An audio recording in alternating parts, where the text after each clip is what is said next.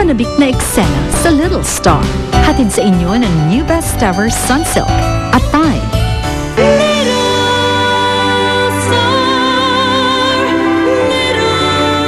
Litong-lito na ang bata. Mas kung ayaw sumuko, ako na lang. Ako na lang ang susuko. Naku, may alam ka pang paalam-paalam. Tita, bigyan natin siya ng chance magpaalam. Ikaw ko sila. No way. Kung hindi mo siya bibigyan ng chance magpaalam, ipagpipilitan ko siya manatili dito. May kontrata akong hawak at pwede kong iakyat sa management na ilaban ang pananatili niya sa show. Ba't mo ba ginagawa to? Huwag mong sabihin na seryoso kasi sinabi mo kagabi na gusto mong mahalin kita. Una sa lahat, hindi ko magagawang mahalin ka. Pangalawa, ba't ko naman gagawin yun? Sinulat ko na yung sasabihin mo. Ginawan mo ng script? Ay, syempre naman.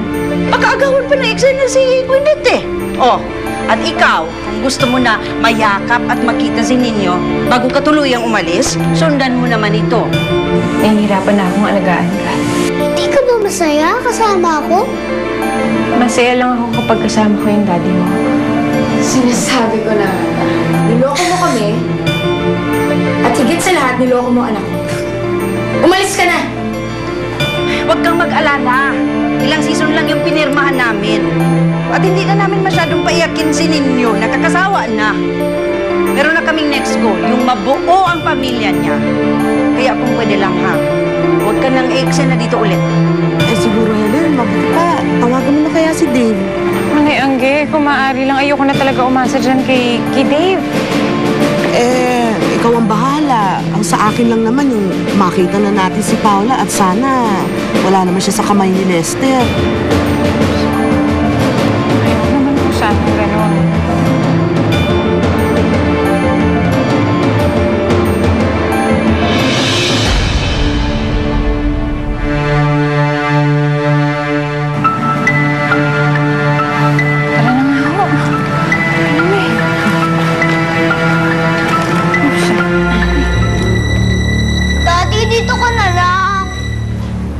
Babalik na lang ako bukas. Kasi walang kasama ang mamita mo eh. Promise? I promise. Paano? Alis na ako. Good night. Sige, ingat ka. Daddy, wala po bang good night kiss? Ako, Good night, kiss. Daddy, pinagluto ka ni Mami. I-kiss niyo na nga siya, please. Ay, naku, anak, kung ano natututunan mo. Please, Daddy, please! Yay! Daddy, isa pa! Sa lips na. Anak, enough na yun. Tama na Daddy, yun. sige na, please! Please, sa lips na lang. Yay! Oh, ayun, tapos na, okay? Sige, ikaw naman mag-kiss. Kiss ka na. Bye-bye, Daddy. Sige. Sleep tight. Good night. Good night. Bye, Daddy. Bye. Mami, flying kiss mo naman si Daddy. Anak, anak. Sige naman. Please. Yan. Oh, ayan na. Oh, ayan. Isa pa, isa pa, isa pa. Mami, isa pa. Ayun ako. Thank you. Good night. Good Bye, night. Daddy. Bye. Yay! Isa pa. Isa pa.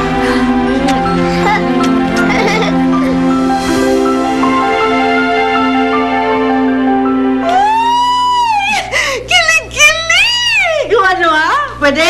Pwede! Ayan na ang love story mo, oh! Hindi mo na kailangan yung yaya. Magkasira lang yung sa kwento, eh. Okay, fine. You've made your point. Ngayon, kailangan siguraduhin mong happy ending ang love story na yan. Naku! Kami ang bahala dyan. Kayang-kaya namin yan, ha? Basta walang kukontra. Okay.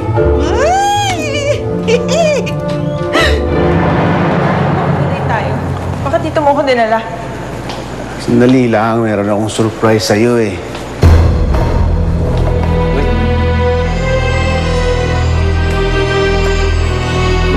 Ready na. Charan!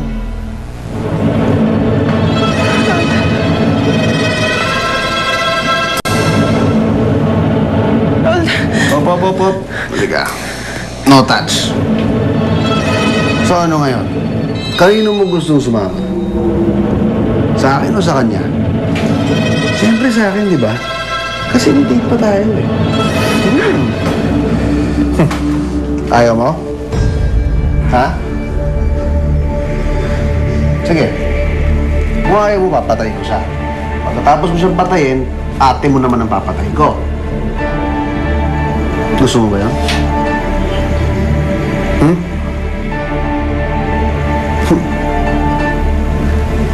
Tayo na?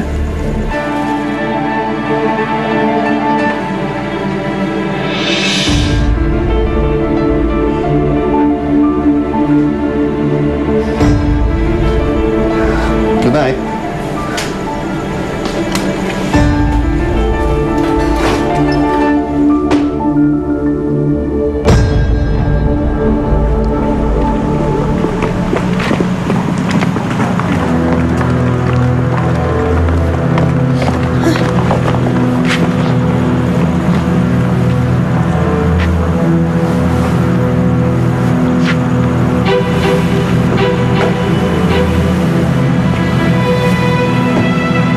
Kanya ba iniisip mo kay Paula?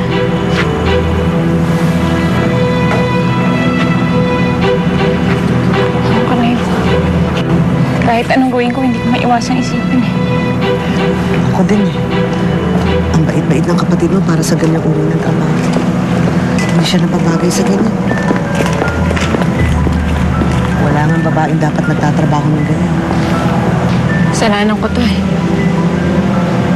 Ka magsalita ng ganyan. Totoo naman kasalanan ko to eh. Pinabayaan ko si Paula.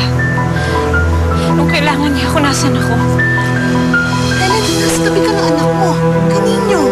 Pwede ba huwag mo nang asisihin ang sarili mo? Nangyari nang nangyari. Ang importante ngayon, makita natin ang kapatid mo saan man lupalop siya nandun.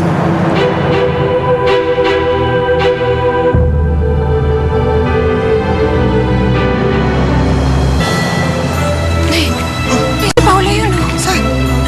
Ano? Si Paula yun, sigurado ko si Paula yun. Paula!